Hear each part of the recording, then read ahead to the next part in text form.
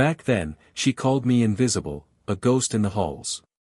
Now, she can't even eat unless I let her sit at my table.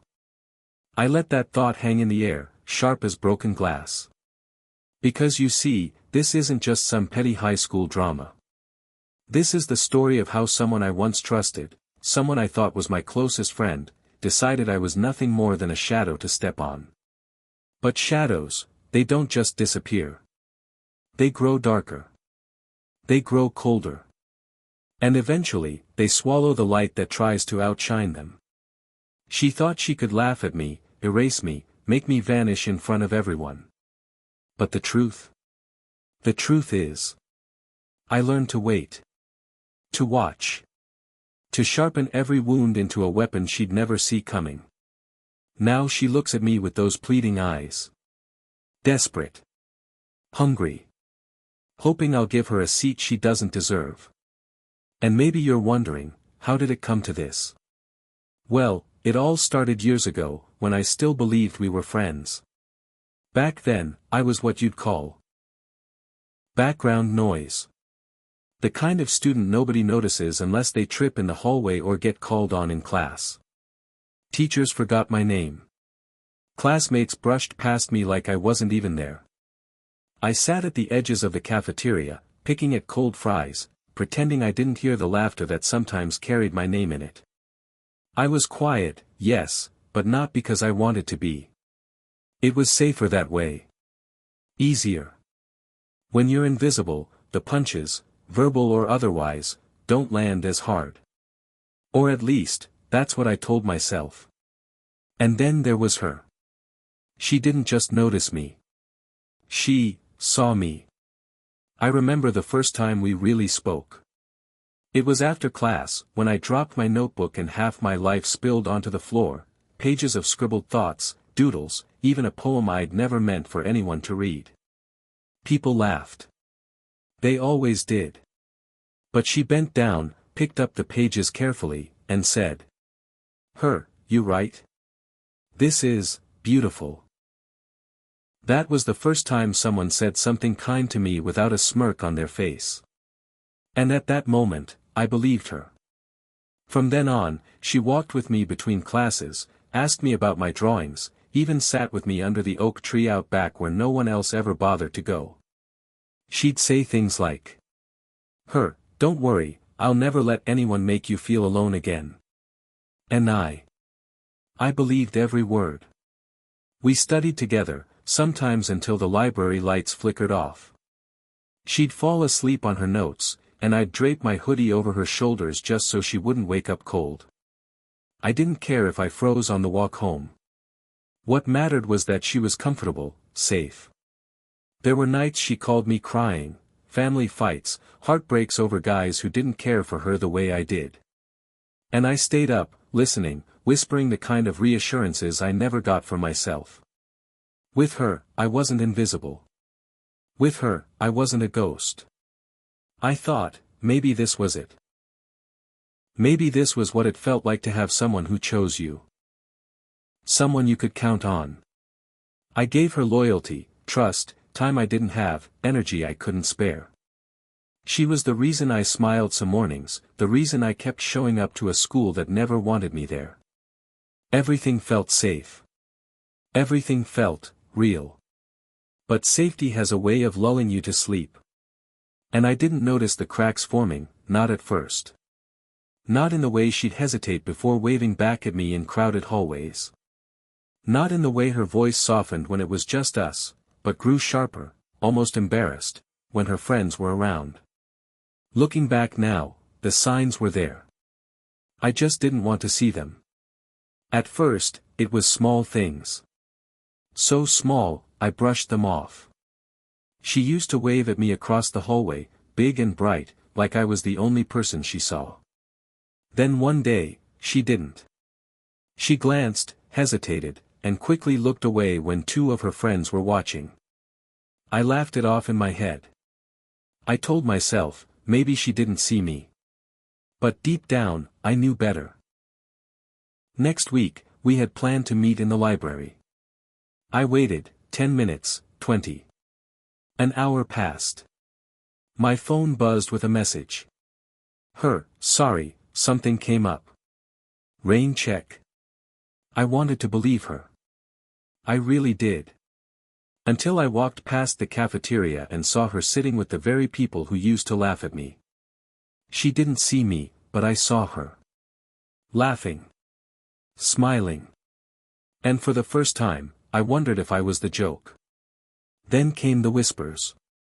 I remember turning the corner near the lockers, hearing one of the guys sneer, "Why are you even hanging out with him?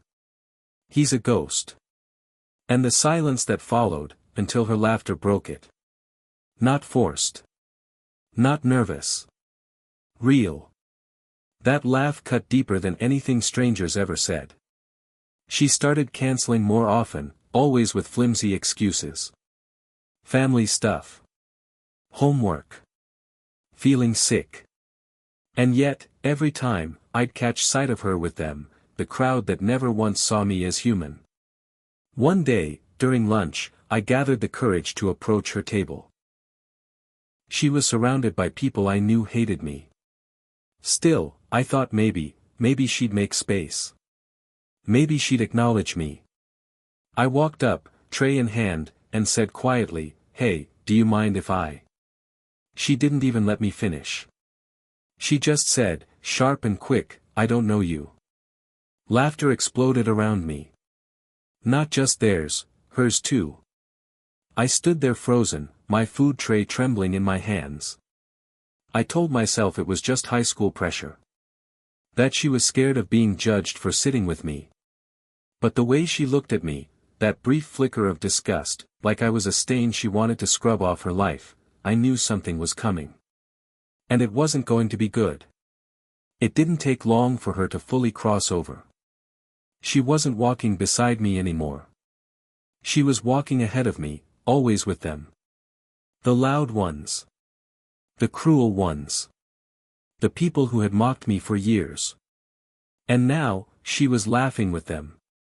Not the quiet, shy laugh she used to have when it was just us under the oak tree. No, this was different. Sharper. Crueler. The kind of laugh that didn't warm your chest, it gutted it. The final blow came in the cafeteria. I remember holding my tray, lukewarm pizza, a carton of milk. Same as always. I scanned the room, hoping, just hoping, she'd look at me, smile, give me that signal that I still mattered. And for a second, our eyes met. I started walking toward her table. My hands were shaking, but my heart was pounding with some tiny hope that maybe she'd make room. When I got close, one of the guys smirked and said, "Oh look, the ghost is here." The table erupted in laughter. I waited for her to say something, anything. To tell them to stop. To defend me the way she once promised she would. Instead, she leaned back in her chair, smirked, and said the words that burned themselves into me forever. A ghost isn't worth noticing. Why would anyone want him here? The sound of her laughter joined theirs, louder than all of them. I froze. My tray tilted, milk spilling down my arm. My face burned hot, but the rest of me felt ice cold. Around me, the cafeteria blurred, but I saw her clearly. Her smile. Her betrayal. That was the moment. The moment I knew whatever we had was dead. I left my food on the nearest table and walked out. The hallway felt longer than ever. My ears rang with their laughter. With her laughter. I spent the following weeks like a ghost for real. Sitting in the back of classes. Eating in empty corners. Pretending the silence didn't feel like it was crushing me alive. Nights were worse. Memories replayed on a loop, the times I gave her my hoodie when she was cold, the nights I stayed up whispering comfort into the phone while she cried, the promises she made under the oak tree. And now. All of it turned to ash. I gave her everything, my time, my trust, my loyalty, and she used it as firewood for her rise. Isolation crept into my bones. Depression weighed me down, made every step feel like I was dragging chains. I started to wonder if maybe they were right. Maybe I really was nothing more than a ghost. But here's the thing about ghosts. They don't just fade. They linger. They wait. And in the shadows of that pain, the first seeds of revenge began to take root. For a while, I was hollow. I went through the motions, classes, meals, walking the same hallways that felt more like tunnels in a prison than a school. Her laughter still echoed in my ears, even when she wasn't around. But grief has a strange way of hardening.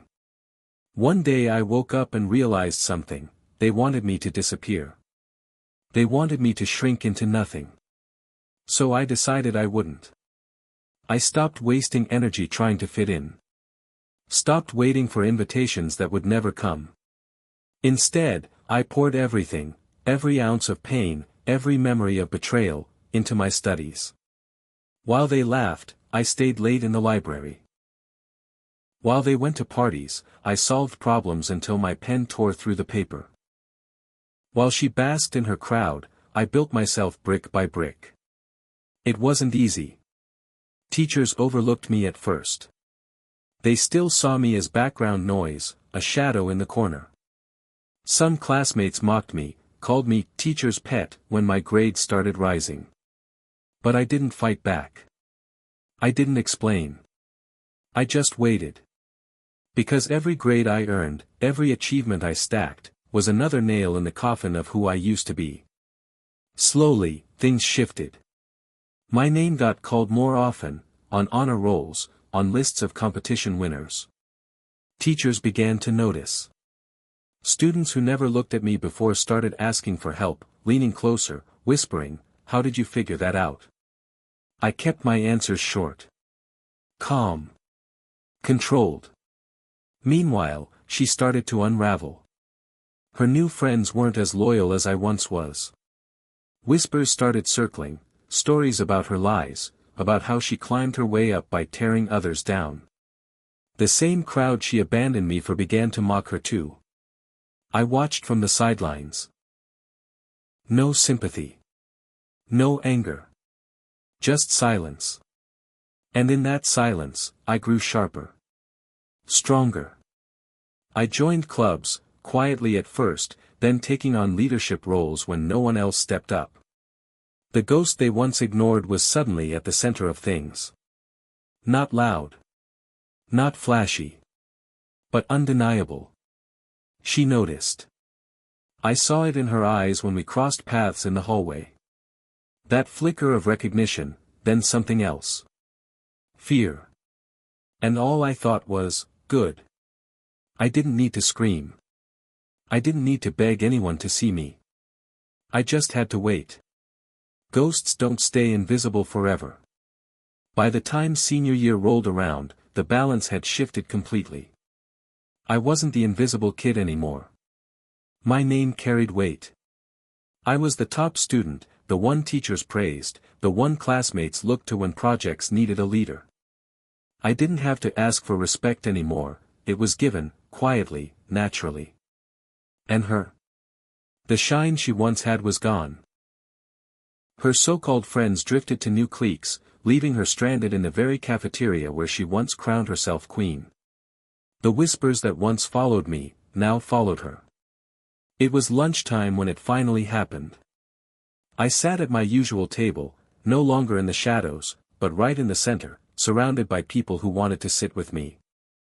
I didn't laugh loudly. I didn't boast. I just existed, and for once, that was enough to make me untouchable. That's when she appeared. Her tray trembled in her hands. She scanned the room, looking for somewhere, anywhere, to sit. Every table turned her away with a glance, with a whisper, with silence that hurt worse than words. Finally, her eyes landed on me. She hesitated, then walked over. I felt every step she took, slow and uncertain, like each one carried the weight of every cruel word she ever threw at me. She stopped at my table, clutching her tray like a shield. Softly, "Can I sit here?" The chatter around me died down. Everyone was watching. Waiting. I leaned back in my chair, calm, composed. My friends looked at me for an answer. I didn't speak right away. Instead, I let the silence stretch.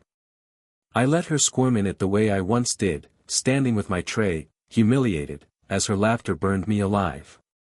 Her eyes darted nervously. Her lips trembled, searching for a reason, an excuse, a way to explain the years she spent tearing me down. I gave her nothing. Just silence. Finally, I spoke.